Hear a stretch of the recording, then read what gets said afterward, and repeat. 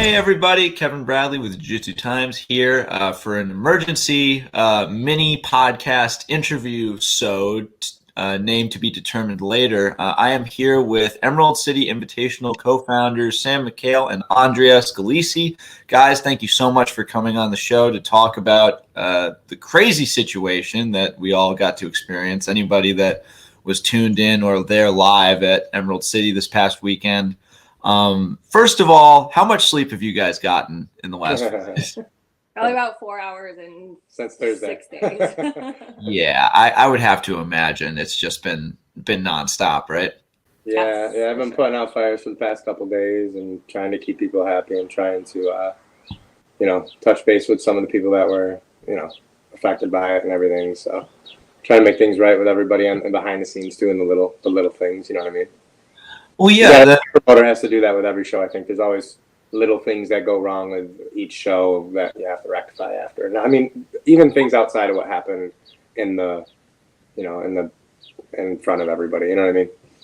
I definitely get that. I was rooming with Jordan Peitzman, founder of Subspectrum, this past weekend, and that guy was on call for his job, even when he was doing something else. So I can imagine it's magnified when there's a controversy that happens. But to everybody that is not aware, the inaugural Emerald City Invitational show was kicked off great, had an amazing card, and towards the end, there was an abrupt finish. It seemed like the wheels were starting to fall off. There were a lot of rumors about a doctor, a lot of rumors about any number of things that could have caused the event to end prematurely. From the horse's mouth, from you guys, what happened? So basically, we had set everything up, dotted every I, crossed every T. We're really prepared, and unfortunately, some things can come into play. There was an issue with the medical doctor that was provided for the show by Pennsylvania commissions.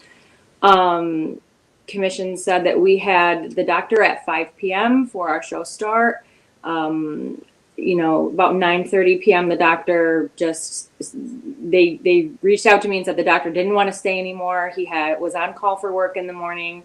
He was unaware the show was going to last that long. Some kind of miscommunication between him and commissions. I'm not exactly sure where that went. Like I said, we were told 5 p.m. We had the doctor for the event. And everyone was notified. It was, we knew the event was going to go till 10:30, yes. 11 o'clock. Wasn't about 10:30-ish, a little bit. These things go a little bit longer sometimes. Things never run completely on production schedules. We had how many matches go to overtime too? These things happen. I mean, yeah, like you'd have to sacrifice some goats to get a jiu-jitsu show to end at a reasonable, quote unquote, reasonable hour. You're not wrong. I definitely think, but for everybody that might be unaware, can you describe a little bit the reasoning behind having an on-site physician there, like why that's necessary for the athletic commissions and for the event? Yeah, absolutely. So you'll get that at any MMA event as well. So it's a little different. PA, Jersey, New York, they have the commissions have jiu-jitsu and the MMA. A lot of the standards kind of closely related. PA is actually a little bit better than Jersey, and they're both much better than New York. New York is terrible with it, right? So a lot of the standards that might seem unnecessary to some are held the same. I personally think probably should have a doctor on staff in case something happens. So it's kind of common sense, right? Well, I know were paramedics there for the ambulances. Yeah, so we had to hire a staff of 3 EMT, so they were there, and then a doctor on staff. That's per Pennsylvania Athletic Commission's, their rules and their regulations. You have to have those things on staff. They provide the information. We personally book the EMT staff. The commissions are personally responsible to set us up with the doctor for the event. So that was provided to us by them, arranged by them. I was told, this is your doctor, this is the fee, he will be there at 5 p.m. to finish the story, basically, the doctor was on call the next morning. This is what he told me. He didn't want to stay anymore. He wasn't aware it was going to go past 9:30, which we made it aware to everyone ahead of time. We gave commissions our layout and schedule of the event. The event full list of the fights and stuff. The event was approved. Like, everything was good on our end. You know, things happened, so we just had to beg the doctor to stay. Even just for the one, and he wasn't going to stay. That's the thing. No. So not only did we beg the doctor, we were doing everything. I mean, we had people in the crowd trying to like corner him in and like stop him from leaving. There was, and I'm serious. You know, I'm sure you saw. I saw a very large frame of Steve Joachim running around trying to mobilize the troops. I love that. Gaetano, like everybody, like. Gaetano, if it wasn't for Gaetano talking to him, and another one of our workers, Colleen, talking to the security guy there to help us, he would have left before the PJ Allen match even started. So we had a choice to make, man, a really, really hard choice to make. I mean, it's definitely the lesser of two evils, but I mean, we're still confident that we made the right choice and we have the right reasoning for it. We were put in a hard spot. There was nothing we could do about it. It was not on our end. I don't want to be like, oh, push off the blame and stuff. But, I mean, we really did everything we had to do. The commissions got everything they needed from us. They were the ones that were providing the doctor. There's nothing we could do. People are like, you know, I'm hearing from a couple people online and stuff. It's like, like you're just pushing off the blame and stuff. It's like, dude, I'm not trying to be like that. I'll take all the responsibility for everything. I am taking responsibility for everything. We are personally like making things right with the people and stuff. So don't think that we haven't had to, you know, go about. Well, then, real quick, then let's talk about that a little bit. I still want to make sure the timeline is okay. So once it's 10:30 once things started to look a little hectic, right? So I think. So the doctor, they called me over. I spoke with him. He said, listen, I didn't realize this was going this long. I'm on call tomorrow.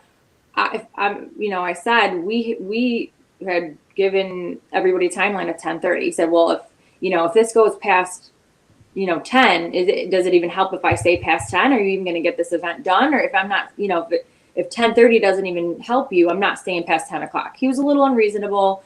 We were able to talk to him. It took a lot of begging, a lot of pleading, a lot of people just trying to get him to stay even until that time. I said, we need you till 10:30 at least. And we got more matches in. And then, like Sam said, when it came down to the wire, they were like, okay, it was like 10:32. And I'm leaving right now. I'm done. I'm leaving. And we were like, okay. I said, they begged him, the security and a couple other people got him to agree to one last match. No, one last 3-minute match. He said no more than 3 minutes. We're like, okay, all right, dude. Yeah. I had to. It's awful. It's definitely not ideal, and I've talked to Alan a bunch about it. I had to then, right after that, walk over and take Alan. Pretty much right after he got done with his match, I brought him in back, and I had a meeting. I brought him over to PJ Barch. We went through the back. And I brought him over to PJ Barch, and I said, PJ, listen, this is what's happening. We have a situation completely out of our control. Of course, they were amazing, by the way. They were more calm than we were. We were the ones freaking out, and PJ's like, he grabbed me by my shoulders. He's like, dude, relax. Everything's going to be okay. It's not that big of a deal. Like, and Alan, too. Alan was really, really, really cool about it, and extremely, extremely understanding. Such a good kid. I feel like if a physical force like PJ grabbed me and told me to calm down, I just have to. Like I don't know. The anxiety would leave my body in fear. Yeah. I don't know how much I actually calmed down, but it definitely made me feel a lot better. Like knowing that I was a nut right then. I was literally like in the middle of a mental breakdown. Remember, I'm somebody who I'm not just a guy that's trying to make money off of this and stuff. Like I'm in the community. I compete. I'm constantly traveling and training with these people, and it means more to me than just making sure I could put on the next show or making sure I make money off of it. This is not just my reputation. Like, it's my whole life. This is like everything. I got my kid, and I got my family, and I got jiu-jitsu, and that's it. So I this means the world to me. I was like, so I was worried. I was torn that what happened to JC and Ray. We'll get to that in a second. But So anyways, I talked to PJ and Alan. I said, hey guys, we can do one of two things. We can either do the match now, or we can reschedule it or something. And obviously no one wants to do that. No one wants to reschedule it. And we were like, you know what, we can even just do it tomorrow at Finishers. And then, you know, was just gonna have to pay for a whole new flight for Alan and like a whole thing. So he said, okay, all right, you know what, maybe we'll just do that. I was like, if we can't have this match, you know, they're shutting us down right now. We can't have this match. Is that okay with you guys? And they're like, oh, you know what, okay, whatever, you know. So they both were agreed with it, actually. Okay, and Zach Mislany, the owner of Finishers, was okay with it. Of course, he's like, oh yeah, man, don't worry about it. You know, we got you. Don't worry about it. And definitely big ups to those guys. By the way, they're awesome. Yeah, Zach, if my show, like if Zach and his crew, Tom Salamer, and like his whole crew from Finishers weren't there, it would have started falling apart before the show even started. You know, because how much craziness we had to deal with even before the show started. But anyways, so we go back out. The guys go to the mats, and you know, it is what it is. They're both bummed out that it had to happen like that. You know. And then the doctor, I get over to the crowd after I left the back and they were walked out. You know, by this time they're trying to shut the power off. Doctor's literally trying to walk out of the room. I go over there and Gaetano and a couple of other people are like, just do it. And the security guy, Coy, his name is, was like, just do it. Just do the show. Just go ahead and do it. Just get it done. Even the doctor said, go. He's like, just go. Just go do the match. Like, go to the match. He's like, you got 3 minutes and I'm out. And I was like, I'm like, oh, okay, dude.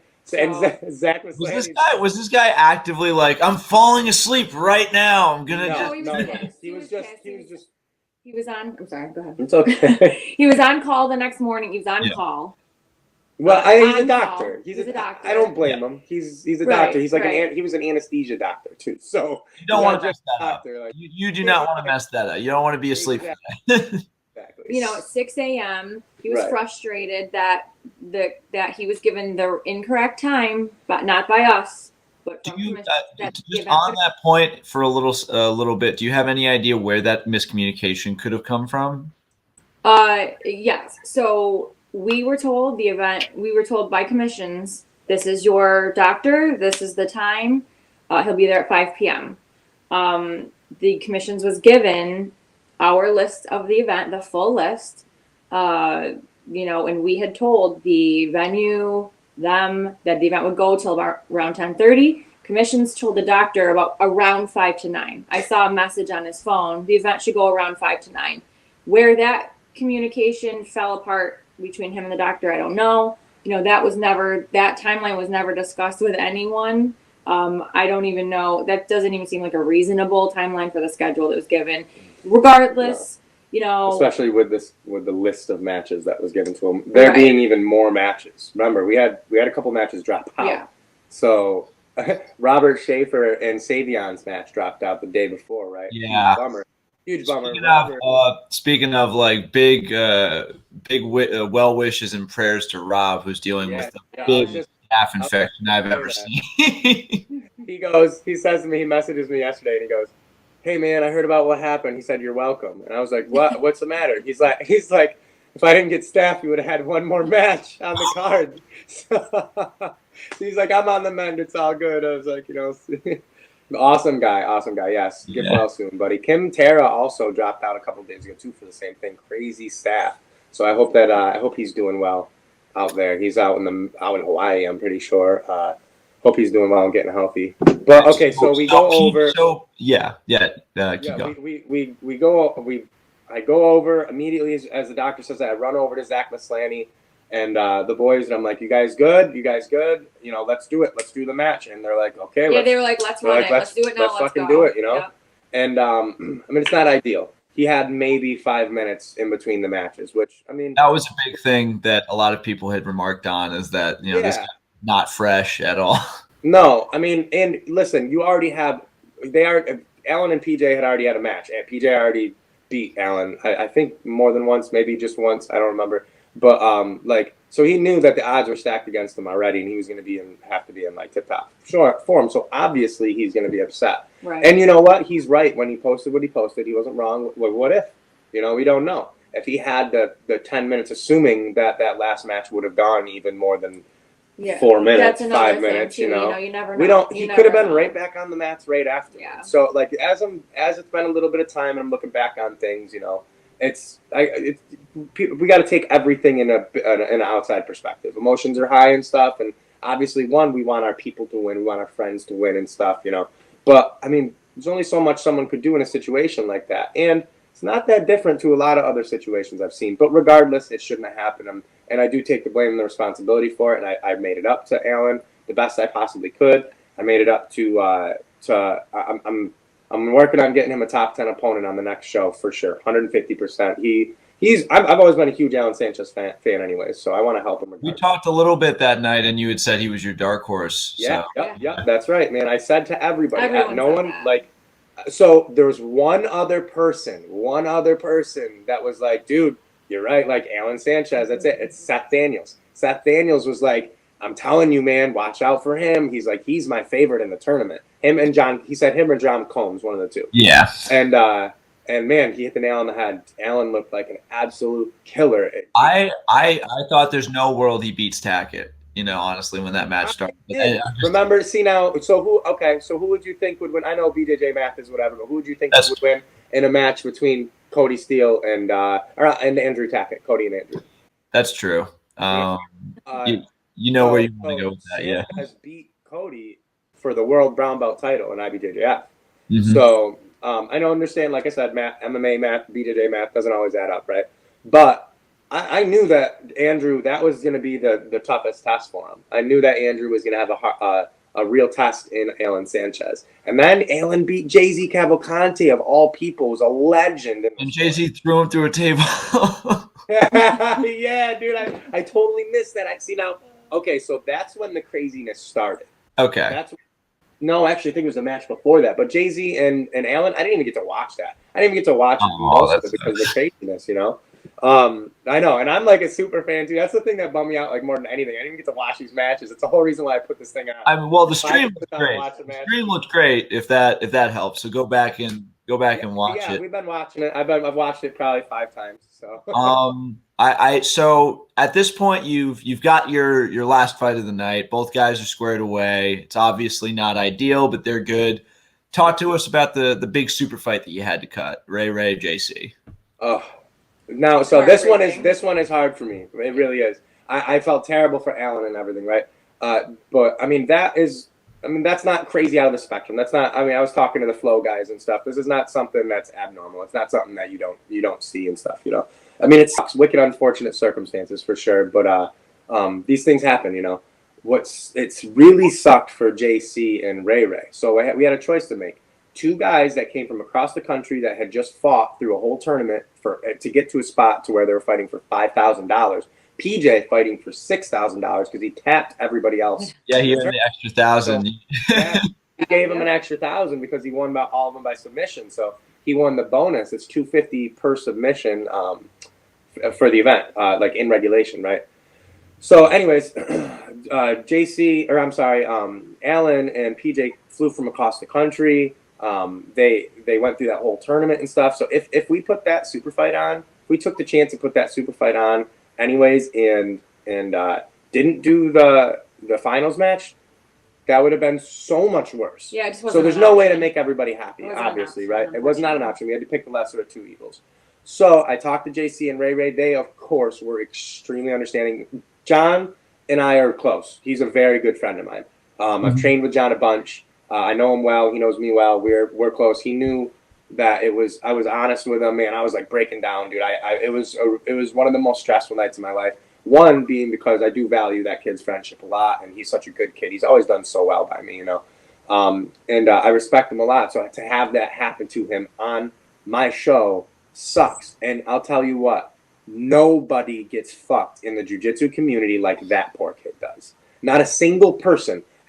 People can say whatever they want. They can run their mouth, say whatever they want, and talk whatever about whatever.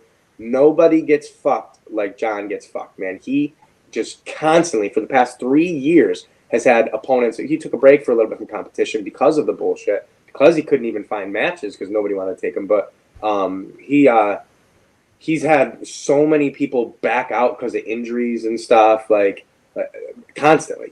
He had Lucas Pinheiro. He went through 4 different opponents for my card even beforehand. And Ray, remember, Ray and him, we just made this matchup. Like, this was a last-minute matchup, you know what I mean? So it was a huge bummer for John, who is ranked, who cannot catch a break, who hasn't been able to catch a break for years. In 2 years. He has nobody behind him pushing, like no one behind him pushing for anything for him. So he's literally reaching and trying to do everything on his own. I mean, his last big, big win was, I think, EBI. Because he did really good at Kasai, though. That's true. Yeah, I forgot about Kasai. Yeah. I mean, he was injured. That was a terrible performance on his part in his eyes. You know what I mean? And even though we're all like, okay, like he in his eyes, he's like, oh, that was like 50%. So, and I've seen his potential. I know what he can do. I've rolled with him. Like he is one of the scariest people you could ever choose to be on the mats with. So I understand why everybody's scared to take matches with him. Nobody wants to. Everyone's scared. I had Lucas Pinheiro, who was very game, very into it, super cool dude. One of the nicer guys, in the community as well that I've dealt with. He had the match with him, and he was totally game. There was nothing stopping that match from going. Lucas Pinheiro, we had released the poster. It was official. He was sharing it. He was super into the fact that he was doing his first EBI rules event, and everybody was excited, right? And then he gets a call from Abu Dhabi Pro, the gi tournament thing. They were like, okay, we're moving our event up like a month or whatever, or a few weeks, because of COVID situation. We have to move the event up, whatever, blah, blah, blah. We need you. He's contracted with them. He's actually contracted with them, so he had no choice. Yeah. He's like, we're gonna need you. They're gonna we're gonna need you to fly out this day, and he showed it to me too. He wasn't bullshitting me or anything. And he was extremely apologetic and was like, yes, we'll do the match in the future. Like, we're gonna make it happen and stuff. So someone's gonna make that happen. If I don't have it on my card, then someone's gonna have it on their card, and I'll be excited to watch it. I'll be just as happy for John. So I could care less if it's on my card. I just want them both. One, Lucas to get the shot at the EBI rules, and John to like prove himself in the EBI rules format, and John to get that shot at that next level guy that he's been just robbed of on a regular basis for the past few years, right? So have you had a ton of communication with either of those guys in the day, like much after that initial, like after the day of the tournament? Who are you saying, John and Ray? John and Ray, yeah. Of course. I've talked to them both every day. I talked to Ray last night. I talked to John last night. I talked to him all day. I went to finishers the next day. Yeah, I know that. With as you know. Yeah. To help with Zach, and he of course ran the show perfectly. Everything was the tightest run ship, so I don't even need to help when I got there. And he's like, just go chill, relax. I'm like, okay, I can do that, and watch some jiu-jitsu. And I saw CC and Ray there, and I talked to them again. Like I said, they're good friends of mine too. Love those guys. Those guys are nothing but super supportive, and they didn't have anything bad to say.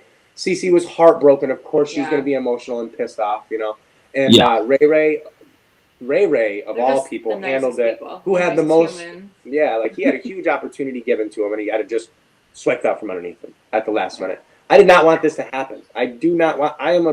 It's not like I'm even just like a promoter. I'm not even like that much of a promoter. Like, I just am good at putting this shit together. That's all. I think that. But I think that at the same time, as someone who's a part of this community, you can also see why people get so worried when things. Dude, absolutely. That's why I thought it was important that we did this, is because I did want people to be able to understand. Like, I promise, I'm not trying to pass off responsibility, right? But it was really out of our control. There's nothing I could have done better before the show, or at the time to have changed it. It was a miscommunication, and it's like if you were to do something online with like a company that has like a long legal department, and you need to change it, and now you're just screwed and you have to wait. Like, there's no different. There's a process they have to go to. I couldn't just call up a doctor. I had multiple doctors in the place. Like, listen, we'll go up now. I was like, I'll give you $1,000 just to work this last 15 minutes. Nothing worked. They were like, nope, can't do it. Nope, can't do it. Nope, can't do it. Yeah, well, they had to be pre-approved by commission. Right. Yeah. So they have to follow the rules as well. It was literally like that scene in like an airplane movie where it's like, is there a doctor on board? Yeah. No, it was though. Steve was literally running through the place going, we need a doctor. We could, we had tried to reach out to see if we could have just the EMT stay for the last like 5 minutes, and it just wasn't working out for us. And, you know, but anyway, so back to the thing at hand, right? So as for Ray, right? So John's squared away. I'm getting him. I'm taking care of him right now. I didn't just take care of him, show him, like, pay the show money and all that, whatever, blah blah blah. Like, I'm actually taking care of him. I'm making sure that he's happy and he gets a match, one that he deserves, on a big promotion. So stay tuned for that, because taking care of him. You're watering him every day. You're tucking him in at night. Whatever we have to do. Whatever we have to do. No, John's that all himself, and he's got a great manager in Chris Pagliuca that really takes care of him as well. But I mean, any way I could facilitate my friends, like, getting a chance of greatness or whatever, or more opportunities, I'll always do that. But as for Ray works with Death Set Apparel. They sponsored the event, dude. Ray shared everything I put out. CC did the same thing. Mm-hmm. Like, I feel terrible about that situation as well. I'm happy they're local and we can make it happen again, or, you know, we can make it, if not on my next card, then try to have it happen before then, you know. Well, we don't want this to run too long, so let's just let's end on that note. One, we'll talk about, you know, future events, future plans, but right now, after this situation, what's the likelihood that you'd run a show in PA again? We'll see. You know, I reached out to commissions yesterday just to talk, to the venue owner just to talk. You know, emotions were high the other night. There was a lot of shit going on. So just to kind of smooth things over, talk to everybody, you know, see where we were with everyone, and just let everyone know, like, listen, this is what had happened to our event because of some negligence. I'll take responsibility for, I will cross every T and dot every I, to, like, 10 times over next time, just to make sure. You know, sometimes when you put your baby in the hands of other people and they don't do the things they're supposed to do and things fall apart, it's pretty heartbreaking. Yeah. And those are things that are out of our control, and it's even more heartbreaking because there's nothing you can do. Like I said, I in the future, which, you know, I will just check, recheck. If I have to ask every single day, what time do we have this doctor to and from? This doctor will not leave past, you know, a certain amount of hours. Does he have to work in the morning? Is there any issue that can arise? Yes, I will have everything just in case. We cannot leave no stone unturned. Yeah, unfortunately, at this point, we just are going to have to be crazies about it, which I'm fine with. But I don't want anything like this to ever happen again. You know, we did this for the competitors. We love Jiu-Jitsu, Sam especially. Yeah, I'm glad that the spectators have a good time and have something awesome to watch. But I'm going to be perfectly honest with you. I don't do it at all for the spectators. I could care less if I had a single person in the crowd. I'm really being honest with you. You know what I want? I want to be Matt Side and I want to watch the matches. Yeah, you know what I mean? Like just the guy with the action figures. Like, I want to. Yeah, man, that's it. And if I can, like, make that happen while providing something great for the competitors, right? It's obviously for the competitors, but selfishly, of course, I want to see these matches. So, you know, I want to make those guys happy, and I want to focus on those guys, and I want to make sure that no matter what, especially with my future shows, because there are going to be a lot of future shows, and they're only going to get way bigger. You know, that they're happy, you know, and taken care of. Yeah, we had talked to Seth Daniels yesterday, and we said, has anything ever happened to you like this in PA? And he's like, what doctor did you have? We talked about that a little. He goes, nothing's ever happened. Nothing like that. He goes, everybody's been cool. We get the same guy every time. I'm like, of course. And he's, you know, he was just like, what the hell? You know, it sucks. It was unfortunate. I think it was just a fluke thing. You know, I don't know. We'll see. We're going to reevaluate whether we consider PA again or not. I mean, it's definitely on the table still. Listen, it's really hard to find another place like that 2300 Arena. Yeah. The place is beautiful. Oh, yeah. Well, the history that it has. Roger, the owner, was awesome.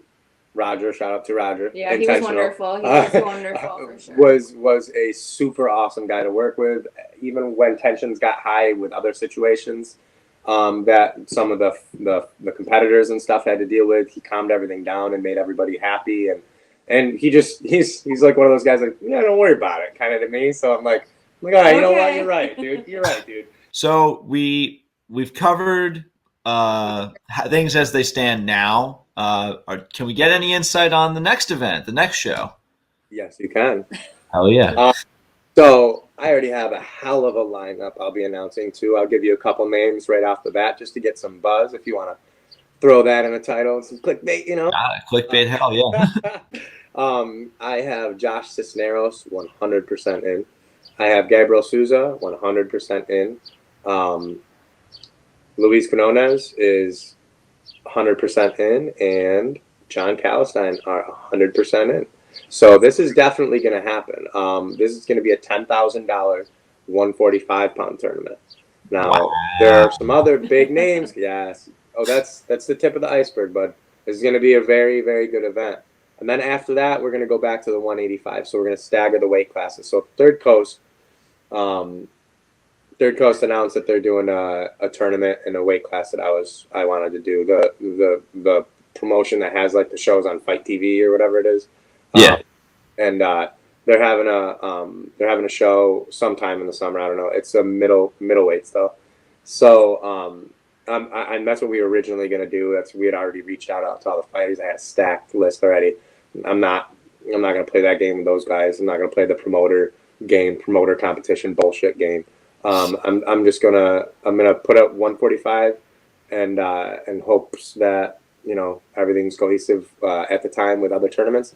I know there's a couple really big shows like that are happening just before mine. I was gonna do mine in July, so it looks like now we're gonna do like first weekend of August. So, all right, that's a fairly good turnaround. I feel like. Yeah. I feel like that's the way to do it. 3 months. Do we have any idea on location as of yet, or? No, I don't. It could. Who knows? It could be back at the 2300 but I have some other big ideas in mind too as well. So, talking to some people, and we'll be in touch. I'll make sure you know. Oh, hell yes, I appreciate it. Well, that's it for that is it for me on terms of the questions and insights I wanted to glean. But if there's any notes that you guys wanted to get out here at the end, feel free. No, I just wanted to thank everybody that was involved. J-Reg Obudo is the best commentator ever. If you have a show, like you watch some of these, speaking of, so you watch some of these other promotions, and good God, the commentary is unbearable. You got to put mute. You got to press mute. It's so bad. And I'm not the greatest commentator. That was my first show. Don't get me wrong. And I had to fill in. I kind of got through into it. I had no choice. I had to fill in the spots the last minute. So J-Reg Obudo killed it. Zach Maslany and his sub-only crew, his finishers crew, killed it refereeing. And, everybody else that was involved I'm super, super thankful for. The competitors were incredible, super understanding and awesome, and I'm glad we could take care of them. And to the spectators, I'm glad I got an incredible feedback. We did just as well as any of the other promotions out there now. As someone who was there, I can say the attitude was, let's revolt and take the mats and throw them on the parking lot and do things there. Hell yeah. Could you imagine if the people oh my God. He was saying we got to get ready to move the mats like anarchy. I know. We're like, we'll do it outside. I was like, man, we can't do it outside, but yeah, I like the spirit. I do. That's what you want, I think, in a crowd. Absolutely. Let's make solutions to these problems. Yeah, let's go. I like it, man. I have awesome people in my corner, man. I found that out this weekend. I found out some of the people that I thought were in my corner aren't in my corner. I found out I have way more people in my corner than I actually thought I did because I was too focused on maybe some others. So it was really cool how the community came together, and we have a lot of support. We have a lot of support from people. The negativity is really from people that just don't know the circumstances. Yeah, that's really all. And they're just worried about like a lot of them are like Alan's teammates and stuff, and his friends and stuff. And I totally get it, man. Yeah. And like a few of the Ray's teammates and friends, and students and stuff. Dude, I totally get it. I'm right there with you. I'm pissed off too. Yeah. I'm really pissed off. I'm doing everything I can to try to fix this for them, so it's worth it for them, So I actually appreciate the feedback. Now that I'm looking at it at a different light, I appreciate the feedback, and I'm glad that people are that's how it should be. That's how it should be. Don't let bullshit happen to competitors, especially if you have a way to voice your opinion and get it out there. Because sometimes the competitors obviously can't really say a whole lot, just to make sure that they're getting into more promotions and stuff, playing the politics game, So I get it. I actually appreciate all of you guys, everybody who was keeping me up all night, the last night, 2 nights and stuff. I'm not kidding. I actually appreciate all of you, and you're the reason why promotions make changes and shit evolves over time. So absolutely. All right. Well, Sam, Andrea, thank you so much for giving us your time here today. And I'm glad we got to set the record straight about a few things. And to all the fans out there, be sure to keep your eyes peeled for more info on this exciting event. Emerald City 2, Electric Boogaloo coming soon. And I'll definitely. Anybody wants a shirt, let me know too. We got them for sale now. We just got them. So. Oh, heck yeah. I by the way, I noticed someone, I forget who it was, but someone was saying, oh, it's so nice that it's white. All jiu-jitsu t-shirts are black. Oh, Jalen's like, I got too many fucking black shirts, man. He said that, and I was like, oh my God, same though. Like, actually.